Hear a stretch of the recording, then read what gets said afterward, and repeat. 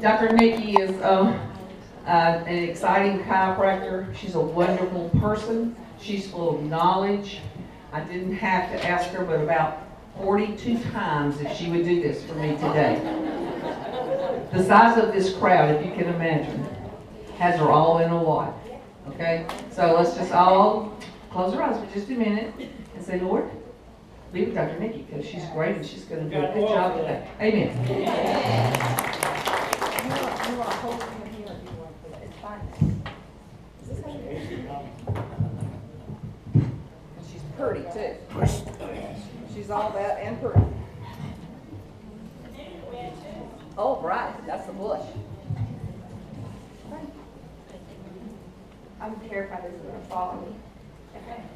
Okay, so my topic today is about controlling your nervous system. And if you're able to control your nervous system, you'll really have a better hold on your whole entire life. And so what we'll do is we'll break down the different parts of the nervous system, how they work, and then how the oils tie into this, because of course that's why we're all here. So the title is Control Your Nervous System, Control Your Life. There are two parts of the nervous system. They are the central nervous system and the peripheral nervous system. And so we're going to go ahead and break those down even further and then further and then further. So the central nervous system is your brain and your spinal cord.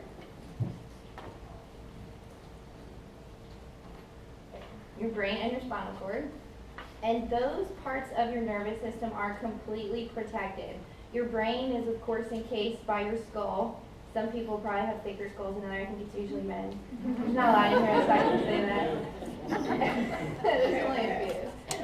And then your spinal cord is completely surrounded and protected by your vertebrae. And so those are movable, but they serve a really important purpose. They protect those two delicate items, your brain and your spinal cord. Your brain is also controlled and protected by the blood-brain barrier, which we'll get into in a little more detail in just a little bit, but it also serves as a protective mechanism. The second part of the nervous system is your peripheral nervous system. This is everything outside of the brain and spinal cord. So your brain becomes your spinal cord, and then spinal cord becomes pairs of nerves. Those nerves literally go everywhere in your body. Every cell, every organ, every gland, every tiny little nook and cranny of you is controlled by your nervous system. So now we're starting to put together how if we can control our nervous system, we can have a good hold on our life and on our symptoms. The peripheral nervous system serves as the connection between your spinal cord and your limbs and your organs. So again, those nerves go to all of the different organs, and then they inside those have millions of smaller nerve fibers. So we start with one big one, go down, and then we branch off into millions of smaller fibers.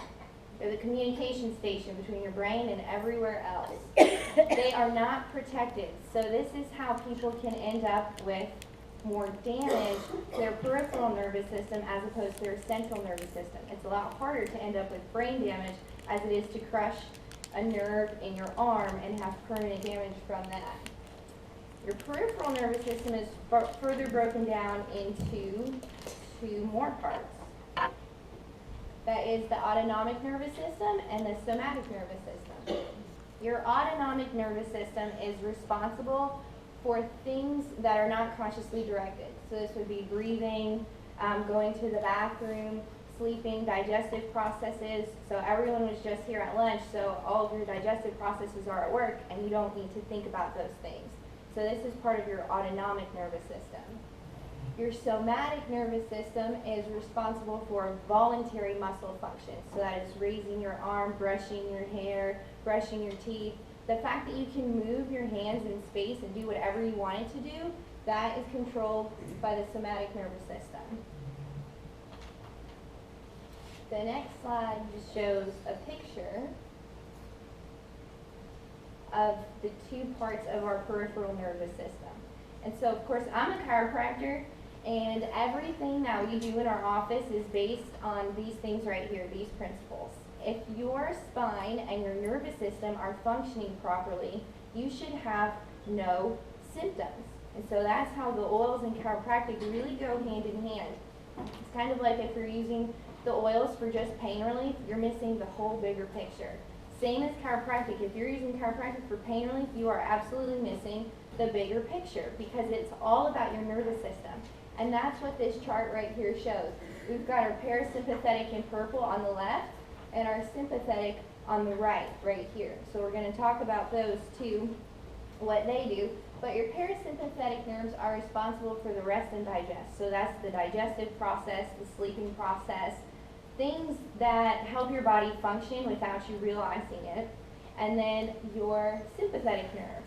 Those are when you're in traffic and someone cuts you off and you get really nervous, your stomach might kind of drop, your heart rate gets faster, you're in the ocean, you see a shark, you get really terrified. Those are all examples of the sympathetic nervous system. Okay, why are these important? Why am I talking so much about all this stuff? Your nervous system controls all function and all healing in your body. So not only does it tell it what to do, it's also responsible for healing you. I think everybody here knows that your bodies have incredible healing potential. If you cut your arm, you don't need to go to the emergency room. That body's going to heal itself. God gave us the most amazing healing power in our brain and in our spinal cord. And so we all know that we have that healing power. It's just a matter of how do we unlock that and how do we get to a higher level of functioning. And that's what we're going to talk about more. So to really understand how to take control of your symptoms, it's important to understand which systems are being affected. So really by the time I'm done, I hope instead of everyone kind of saying one small organ is dysfunctioning, that instead you look at why is that one organ functioning? What can I do to my brain and my spinal cord to help these end organs function at a higher level, as opposed to what can I do for my ovaries? What can I do for my thyroid? That kind of thing. Okay, homeostasis. So this is an important topic because if we were all in a perfect state of homeostasis at all times, no one would ever have symptoms.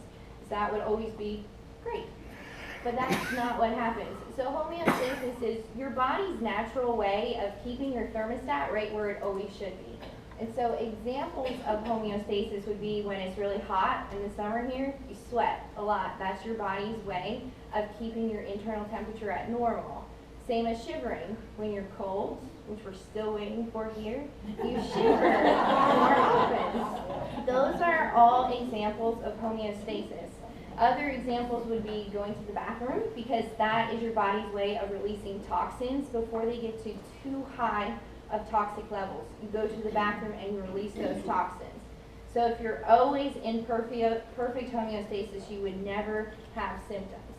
Now, of course, those are good things, but the key there is to get your body to be able to go back to homeostasis without a problem. That's how people end up on medication. When people have high blood pressure, their blood pressure is going up for a reason. That is part of your homeostatic process. The problem is your body is unable to regulate it back to normal. That's why they put people on medication. Not because you have high blood pressure, but because your homeostasis is all over the place, and that eventually starts to affect everything else in your body. So we already talked about this, sweating, shivering. When you exercise, your heart rate needs to go up to take care of the demand for more blood and oxygen needing to go to all of your muscles. Thirst and hunger, that's a really important one. I'm sure a lot of times we have headaches and we may just be thirsty, and that's your body's way of letting you know, hey, my cells are dehydrated, put some water in me. So that's another example of homeostasis. Okay, essential oils possess homeostatic intelligence. When I was doing my research for this is by far the coolest thing I came across because I had no idea that essential oils were capable of this. So what that means is that when you take an essential oil, your body can determine what it needs and what it does not need. And it will never be too much, and it will never be too little. And so good examples of this are oregano oil. It will kill the bad microbes, but it will increase the good microbes. So you're getting the benefit of both. So an example of that in a medical model would be an antibiotic. And so an antibiotic does work to kill the bad bacteria, but guess what else it does? It also kills the good. Yeah, so that's what really makes essential oils different from medication, is that this knows when to stop, what to kill, and what not to kill. Angelica oil can stimulate a uterus to contract or relax depending on the need. So that's important too. If a woman is pregnant and she wants to try to induce labor, this would be great. But if someone was trying to stop labor, that oil would know what to do as well. Myrtle oil can stimulate or increase or decrease in thyroid activity depending on a person's condition. So if anyone in here is on thyroid medication or has ever been on thyroid medication, hopefully you've been able to decrease your dose over that time. A lot of patients, when they come to the office and they start getting adjusted, if they're on thyroid medication, after a few months, they say, I got my thyroid medication cut in half. And the reason they had to go back to their medical doctor to be told that they needed half the amount was not because they felt awesome, right? They started to feel really bad. And so if you have too much of something, it will do the opposite effect. And so really, thyroid medication is an excellent example of that, as well as blood pressure medication. Oils do not do that. So if you're taking oils and you're not really sure, do I still need to take these? It doesn't matter. Go ahead and take them. It's going to have a positive effect on whatever your body is lacking, whatever your body needs. So again, pharmaceuticals are not capable of this, and they only act in one pre-programmed direction. That's go, go, go, go, go. They never slow down and they never stop, even when you don't need them anymore. Facts about the human body. There are 100 trillion cells in the human body. If you took all of the nerves in the body and spread them out over space, it would take up 45 miles of nerves. So that's further from here to Fairhope. That's even past that. Your heart beats 35 million times per year. Your digestive tract, if you were to take that out and spread it out, is between 20 and 30 feet long. The fastest nerve cells carry messages at 130 yards per second. And so why is that important with oils? That tells us that within seconds of getting that input to our brain, it's taking less than a second to go 130 yards in our body where it needs to go. So that's how quickly these things can actually work. It's probably why a lot of times too, when you've taken an oil, in just a few minutes, you say, oh, I think I actually feel better. That's that concept right there. It goes so quickly throughout your body. Your body is in a constant state of change and repair, and I cannot stress this enough. If people have symptoms and they do the same things, even though our body's always changing, you're still going to reproduce the same crap that was already there the first time. And that's, you get new taste buds every 10 days.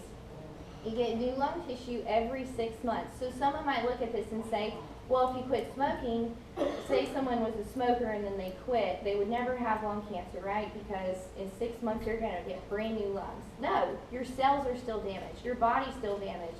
You need to do things that's not putting the same stuff in. You need to change those. And we'll talk about that in just a couple minutes. But to get better tissue, you need to put better things into your body. Your liver cells replace every 5 months. Your liver is probably the most amazing organ in your body, because if someone here needed a transplant, you could give them a small little slice of that liver and it will turn into a whole brand new one within 5 weeks in that person. It grows and grows and grows.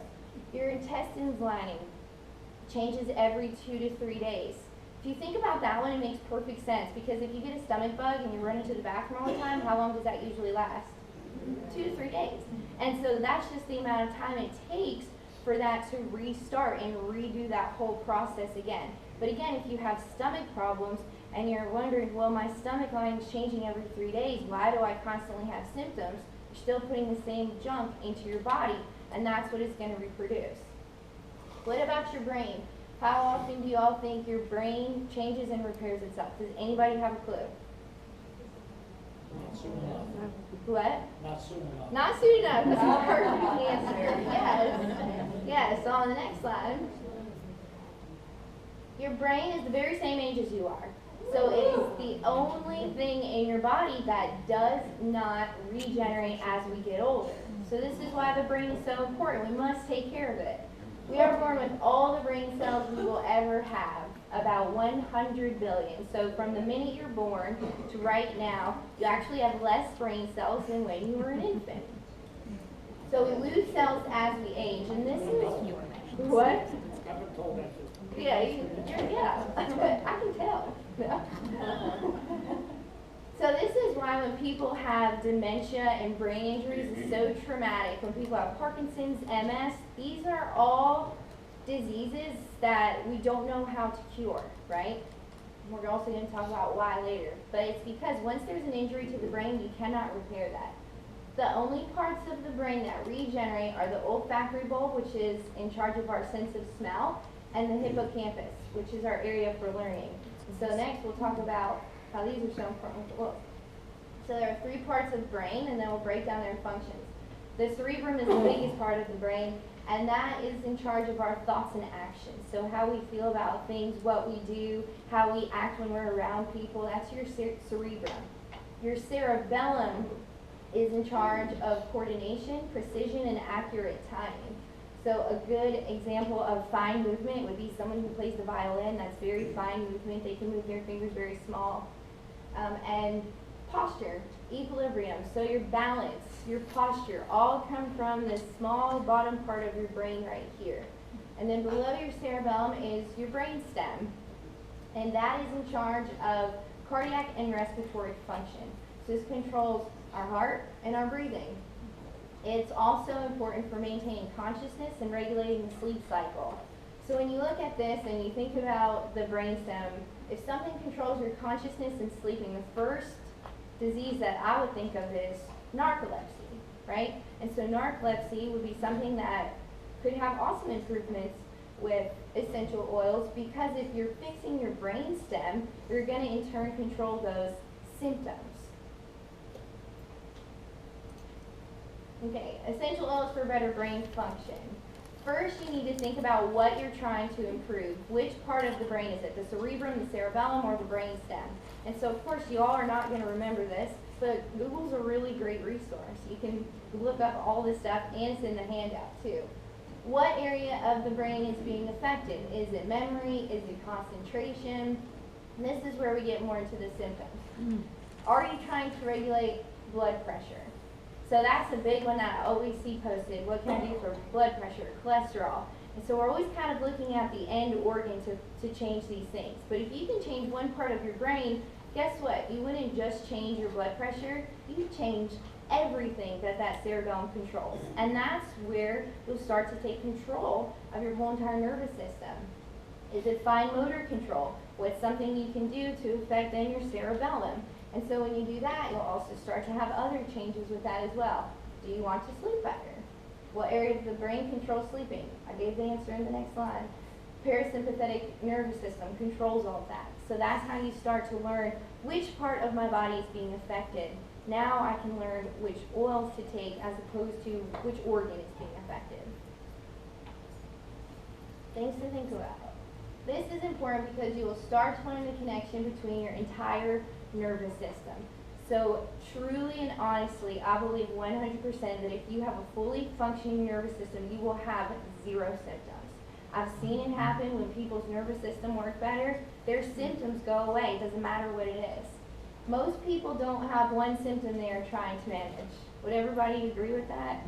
Well, most people, once you have one symptom, you start to have other symptoms. So it's not really, I have this one symptom, what can I do for it? Most people have several related symptoms, and the end organs are not the problem. You have a nervous system problem.